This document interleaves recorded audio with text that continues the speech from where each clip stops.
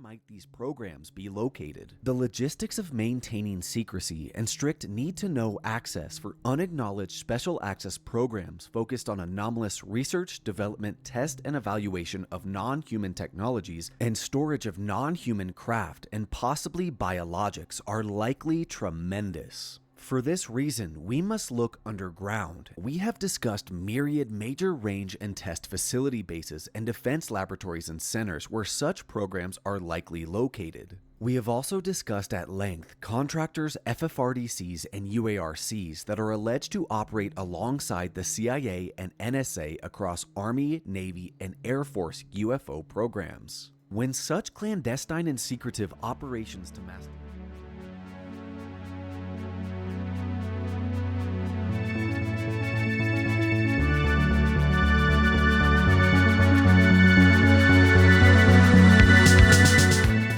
UAP Gerb, D.U.M.Bs, Deep Underground Military Bases, UFO Legacy Programs. For all the stuff that he firehosed in here, an hour and a half, it's pretty hardcore. It's a lot of fun. It's a fun listen. It's packed full of all the things. If you have ever paid any attention to UAP Gerb before, you know that it's just packed. Jesse Michaels called him a fire hose of ufology.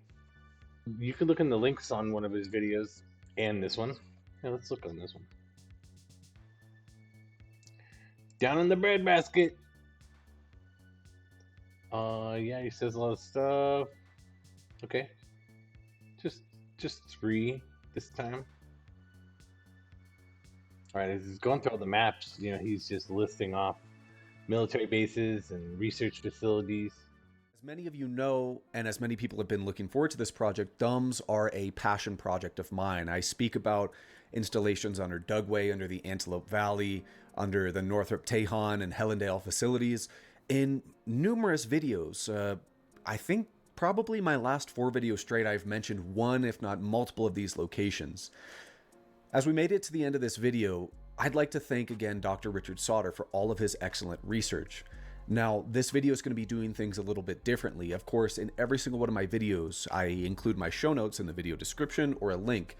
Please bear with me a couple days here, as I have not only compiled my research links for this video, but also every single document that I can find that Dr. Richard Sauter has included in his 3 books. So every single defense technical document, every single Army Corps of Engineer document, every single document I could find, which there's hundreds. So talking about secret military bases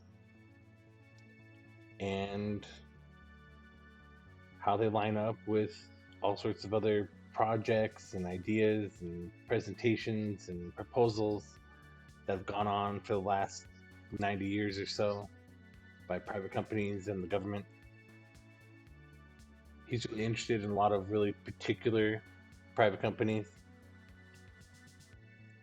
So, you know, a combination of private corporations and the government built all sorts of deep underground military bases and deep underground research facilities, and connected them, or a lot of them, with tunnels. So the maps here in Hamilton's map, one of my favorite parts, the Nazi connection was fun. You know, we already know about the Nazi connection, right? But this is, you know, a specific Nazi connection to building deep underground bases. And some of the people that got, you know, brought over were specifically people that did tunneling and underground military bases and stuff like that. And they brought them over through a variety of techniques, just like all the Nazis that were,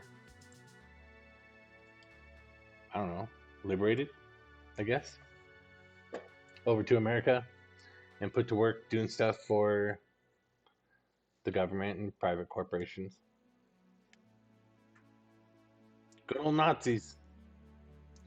So they did the same thing with the, tunnels and military bases.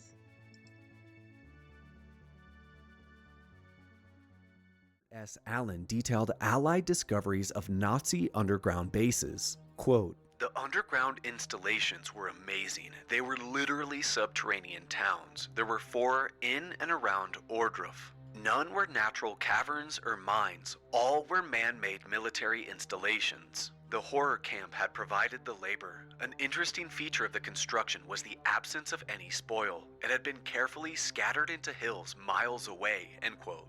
Some Nazi installations were over 50 feet underground, comprised of several miles of 2 to 3 story facilities. The sites were arranged like wheels with spokes, designed with reinforced concrete. The Nazis designed such locations as Ohrdruf to house Nazi high command after the bombing of Berlin, but never got the chance to populate the facility. Gets really into the specifics of how a lot of them may have been built, and a lot of them were proposed to be built in these specific ways also.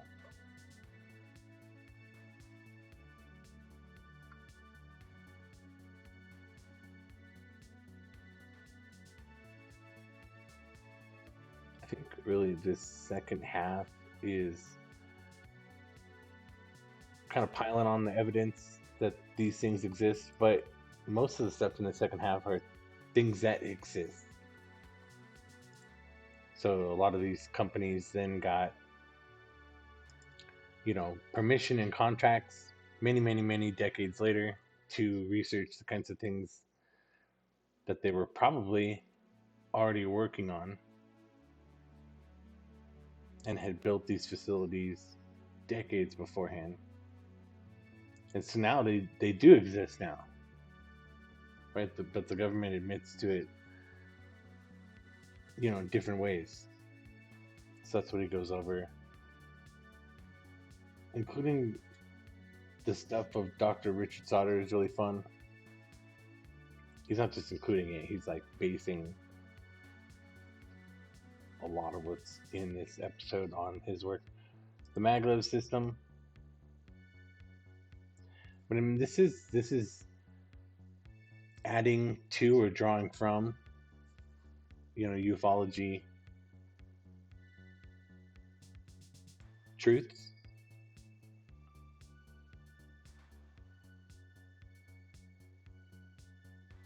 That all this has been built and existed. It's part of, each one of these items is part of at least the cover-up in some way. It's part of the cover-up, probably.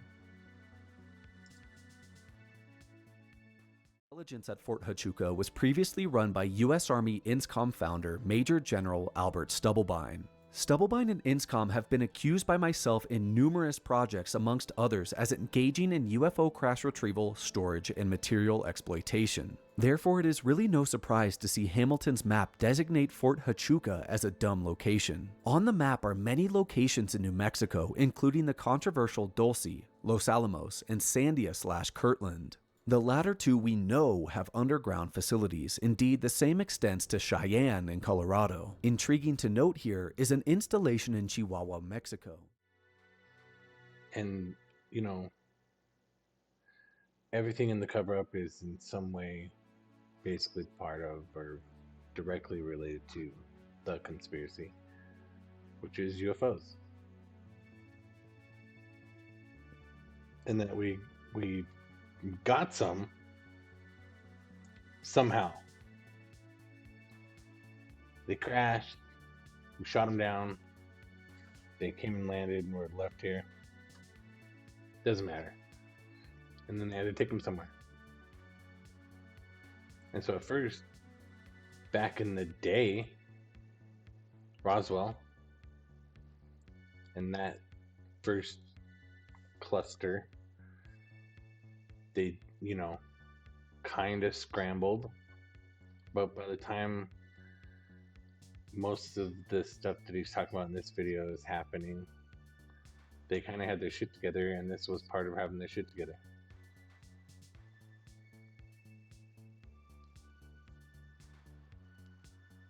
And this video, you know, it's not an interview, but this video by UAP Gerb is like playing that game, XCOM. But it's real. So he takes you through a lot of military bases, a lot of UFO cases. He references a lot of our, you know, contemporary characters in ufology, like Jake Barber and Ross Coulthart. Ross fuckum Coulthart. Ties it all together pretty nicely. UAP Gerb does a great job. They're transporting UFOs to these places and figuring them out, right? The deep underground military base in DC and the Pentagon.